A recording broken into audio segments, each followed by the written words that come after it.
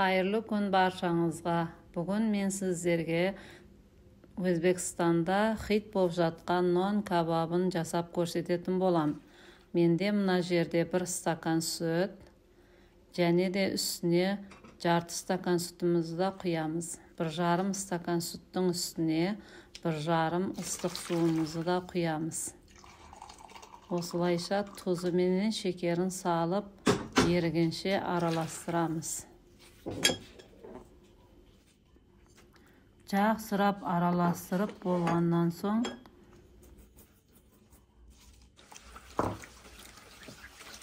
мына жерде суым ыстық болғаннан кейін жарты стакан мұздай суды да құйдым. Осылайша етіп сары майымызды саламыз. Менде топленый май, 1 ас қасық топленый майды саламыз. Егерде сізде топленый май болмаса, сары май қолдансаңыздар болады. Осыны да жақсылап араластырып ертіп аламыз да үстіне дрожжымызды саламыз. Бұны да ерігенше жақсылап араластырып аламыз. Араластырып болғаннан соң менде қопсытқышты да саламыз. Барлығының грамын описанияға жазып қалдырып кетемін. Сол жерден көрсеңіздер болады. Мына жерде ұнымызды да саламыз. Суымызға қарай ұнымызды салып, жақсылап бір келкі қамыр қылып иілеп аламыз.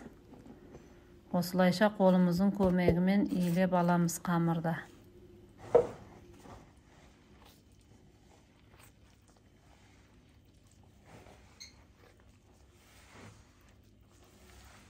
Міне менде осылайша қамыр болып шықты. Қамырыңызды қаншалықты жұмсақ қылып иілесеңіз, наныңыз солай жұмсақ болып шығады. Осыны енді 2 сағатқа бетін жауып, орап қоямыз. 2 сағатымыз өтіп, менің қамырым да ашып шықты. Осыны енді ұнды сеуіп, табақтан ажыратып, әрқайсысын бөлек-бөлек кішкене жуалаға бөліп аламыз. Осылайша етіп шығарып алып, ортасынан кесіп шығамыз қамырдың. Қамырды осылай кесіп болғаннан соң кішкене бөліктерге бөліп, кішкентай жуалаға бөлеміз. Мен бұны грамдап өлшеген жоқпын, көз мөлшерменен осылайша бөлгіштерге бөліп қойдым. Осы рецептмен міндетті түрде жасап көріңіздер, өте дәмді шығатынына сөзсіз сенімдімін. Мен балаларыма пісіріп бердім, өте дәмді болды деп алғысын айтып жатты. Осылайша етіп жуала қылып тұндырып қоямыз. Менде бұл жерде 14 жуала шықты. Осылайша сіздерде балаларыңызға жасап берсеңіздер болады. Балаларыңыз бір қуанып, сүйсініп жейтін болады. Міне менде 14 жуала нан шықты. Осылайша етіп бетін жауып, тұндырып, жарты сағатқа демалдырып қоямыз. Қамырларымыз демалғанша етіміз бен пиязымызды турап алған едім. Мен осылай кесек-кесек қылып турап алдым. Менде бұл жерде қойдың еті. Осыны қызып тұрған тапамызға майды құйып, бір қуырып аламыз. Осылайша барлық етті салып, бетін жауып, тұндырып қоямыз. Жай өз суымен қуырылып тұрады. Оған дейін мен жаңағы нандарымды көруге келсем, наным үсіп болған екен, соны жасап, осылайша үстінен 1-2 басып, пешіміздің тапасына салдым. Осылайша жасап аласыздар. Одан кейін бетіне жұмыртқа жағамыз. Жұмыртқамызды жағып болғаннан соң бетіне күнжітімізді сеуіп шығамыз. Осылайша сеуіп болғаннан соң 180 градуста қызып тұрған пешімізге піскенше салып аламыз. Етіміз қуырыла бастады.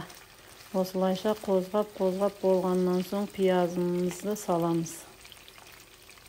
Пиязымызды салғаннан соң 1-2 араластырып, дәмдеуіштерімізді да саламыз. Менде мына жерде соя су және де дәмдеуіштер. Қара бұрыш, тұз, кинзаның ұнтағы, одан кейін зыра саламыз. Осылайша жақсылап араластырып, бетін жауып қоямыз. Пиязың суы жақсы шығып, өзі қуырылғанша күтеміз. Енді пиязымыз қуырылып, суын тартып болғаннан соң жарты стакандай суды құйып, етін батар-батпас суды құйып, осылайша араластырып жауып қоямыз да 45 минутқа жай баяу отта бұқтырып қоямыз. Менде 45 минутта пісті етім. Міне менің нандарым да пісіп шықты. Осылайша етіп пісіріп аламыз нандарымызды.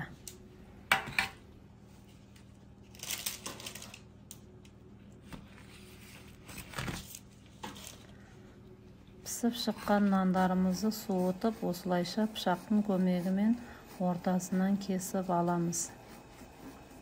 Барлығын кесіп шығамыз.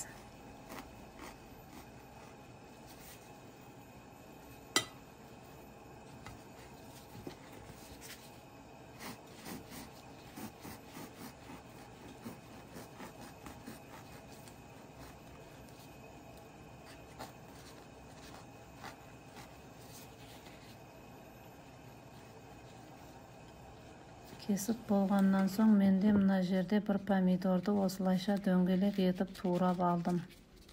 Және бір пияз. Осылайша турап пиязымызды да ортасынан бөліп жіңішке етіп турап алдым. Көк пияздың сабақтарынан аз ғана одан да турадым. Және кинза турадым. Аз ғана кинза салып турап, үстіне кішкене уксус құйып, тұндырып 5 минутқа қой. Ендігі кезекте етіміз пісіп, суын тартып болған. Енді осы отын өшіріп, астындағы отын өшіреміз да нанымыздың арасына сала бастаймыз. Менде осылай нан кабаптан 6 шықты. Осылайша етіп салып, бетіне помидор салып, одан кейін жаңағы тураған пиязымызды салып шығамыз. Қаласаңыздар майонез, кетчуп құйсаңыздар да болады. Мен құйған жоқпын. Осылайша етіп әрлеп саламыз ішіне. Міндетті түрде осы рецептмен жасауларыңызға кеңес беремін. Өте дәмді шығады. Бір қуантқаныңызға болады. Міне менің нан кабабым осылай болып шықты. Астарыңыз дәмді болсын. Менде қалған 8 үштігімді осылайша кішкентай нан қылып пісіріп алдым. Өте дәмді болды. Келесі кездескенше сау саламат болыңыздар. Астарыңыз дәмді болсын. Ұнаса пікір басып кетіңіздер.